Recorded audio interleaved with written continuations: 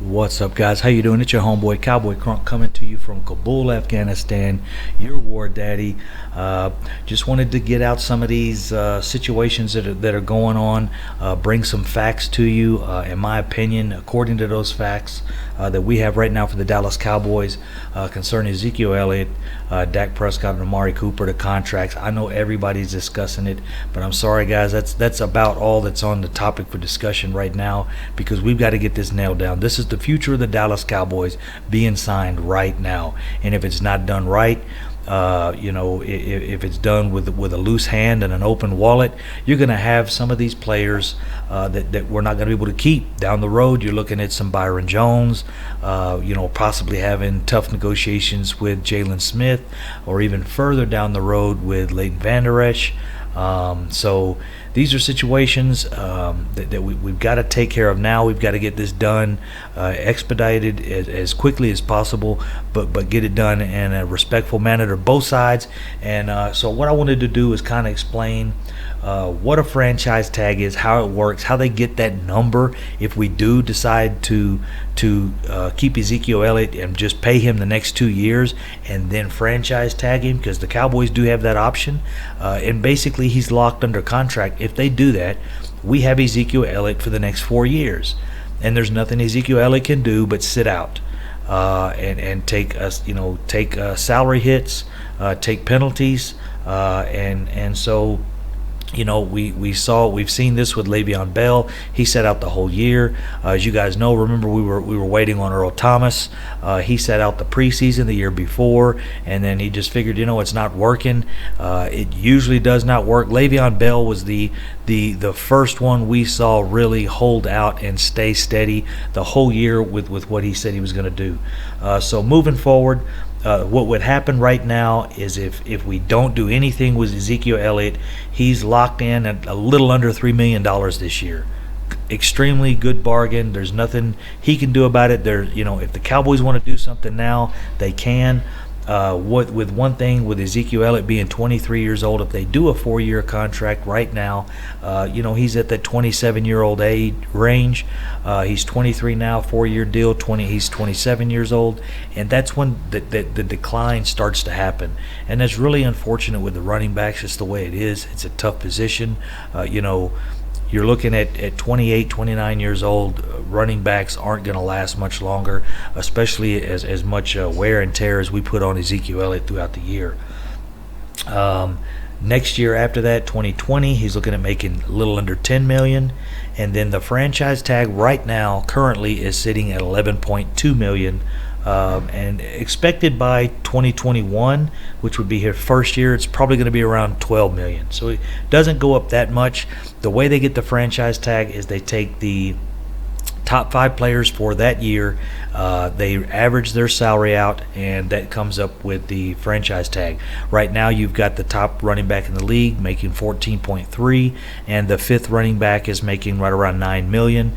So you take those 5 salaries from $14 million, there's one around 13, one around 11 or 12, another one around 10, and you end up with 11.2. So by the time Ezekiel Elliott, if they did decide to franchise tag him in 2021, you're probably looking at about $12 million. So what you would end up with is a 4-year deal with Ezekiel Elliott, basically, $3 million this year, $10 million next year, which is 13, and then 2 $12 million contracts, which is about 24. So 24 and 13, you're looking at $37 million over 4 years, which is right under $10 million, which is a bargain. And there's nothing Ezekiel Elliott can do about it. It's unfortunate. The only thing is we would have a very unhappy running back. He, I think, eventually would hold out and just not show up. That's the only way he would get paid. That's what Le'Veon Bell had to do. But if the Cowboys want to keep him, the thing is with him being young, being 23, I think they're going to hold out this year because it's only $3 million. And I think next year is when they do the deal on Ezekiel Elliott. Hopefully he doesn't hold out. Hopefully it doesn't get to that. After that, we're rolling through to Dak Prescott. Dak Prescott is of course, a completely different situation.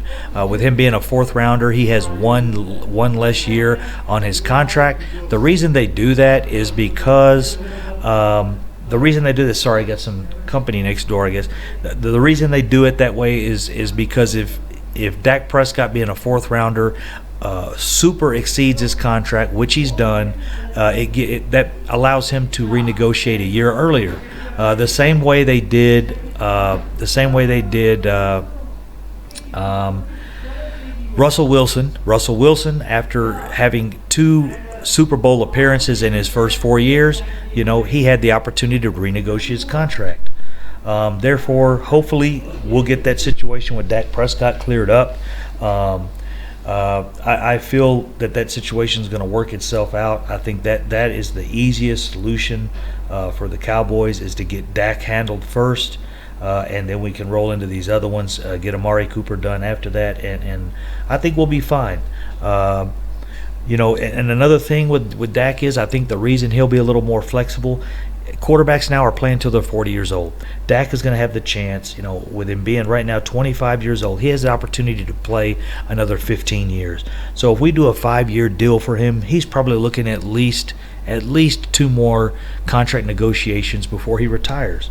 So anything from 28 to 35 million right now, I think, is possible for Dak. The window's kind of open because, look what the guy does for the team. You cannot doubt what he's doing. You have to look at it. You have to understand that this is a quarterback position.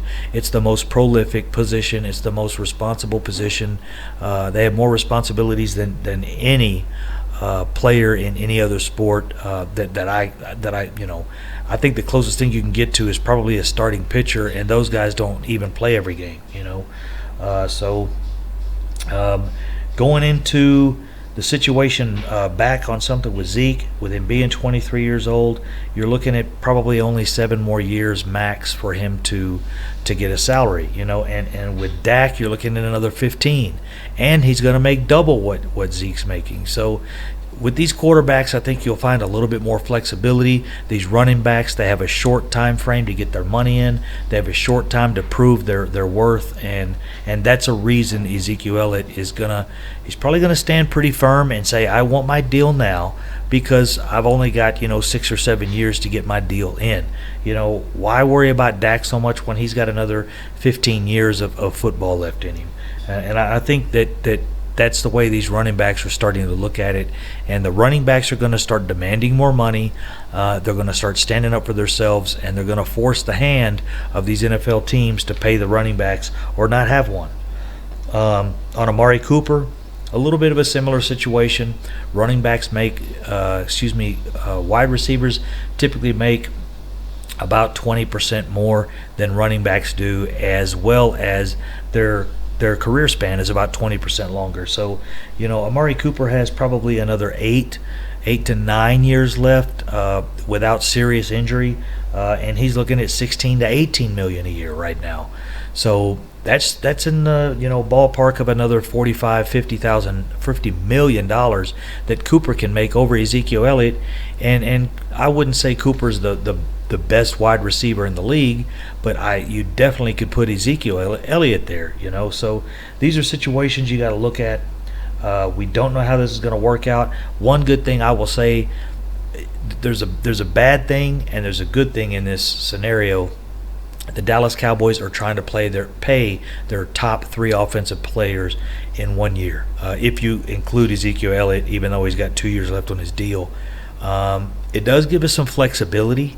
It gives us the ability to, kind of get these deals done. Maybe if the players are a little flexible, not asking for team-friendly deals, but what I say is, you set the market. If you're the best running back in the league, and Todd Gurley just got overpaid, now he's sitting and he's not playing, he's injured, he didn't play well towards the end of the season, don't expect to get paid what he gets paid, because it's not relevant to you if he's sitting on, actually if he's making 14 million sitting the bench and can't play and is injured. Well, then I guess you should ask for 20 as a running back. It just doesn't make sense.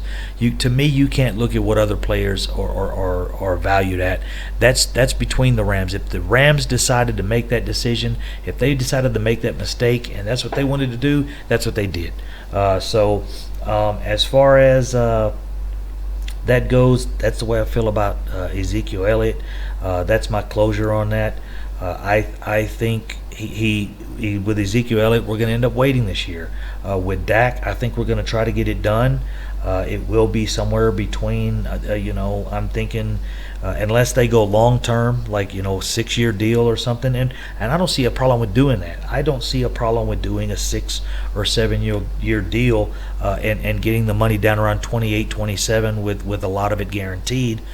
Because I think Dak's going to be there. I think he is our future. If he's our future, why not pay him like he's our future? Instead of doing a 4-year deal, a 4-year deal, and a 4-year deal over the next 12 years, why not do 2 6-year deals and get this done, deep into close to his retirement?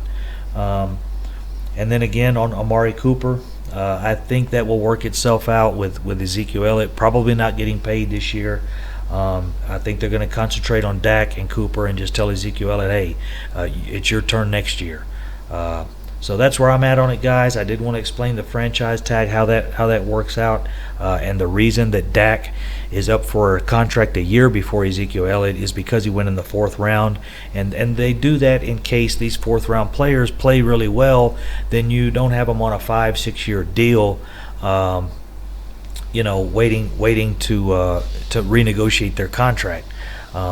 So the later round guys get a shorter contract, and also the other reason is if they don't play well, it gives you an opportunity to release them without being injuring your salary cap so much.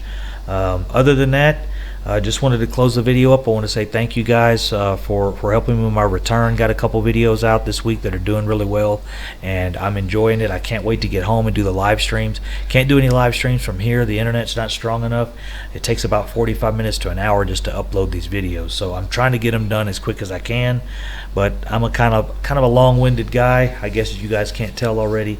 But anyways, enjoy the video, guys. Like and subscribe to the channel. Hit me up there and hit the ring the bell, the subscribe button, and the notification bell. So anytime we have live news, when these contracts break, I will be going live immediately to get the news to you guys. Cowboy Crunk from Kabul, Afghanistan. Look at that man flying in the background. Boy, Dak, you got it. Peace.